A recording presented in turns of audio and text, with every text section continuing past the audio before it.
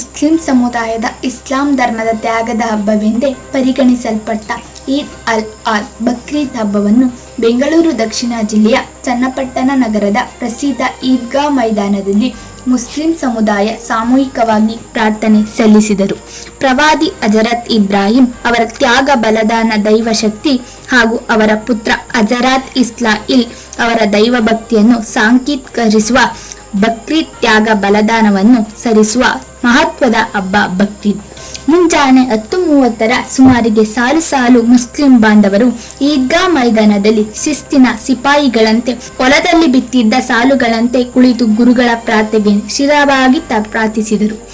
ಈ ಸಂದರ್ಭದಲ್ಲಿ ಯಾವುದೇ ರೀತಿಯಲ್ಲಿ ಅಹಿತಕರ ಘಟನೆ ನಡೆಯದಂತೆ ಪೊಲೀಸರು ಎಚ್ಚರಿಕೆ ವಹಿಸಿದರು.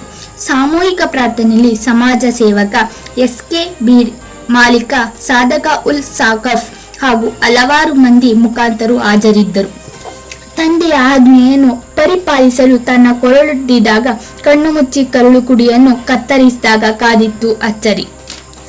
ಮಗನ ರುಂಡದ ಬದಲಾಗಿ ಟಗರಿನ ರುಂಡ ಬಿದ್ದಿತ್ತು.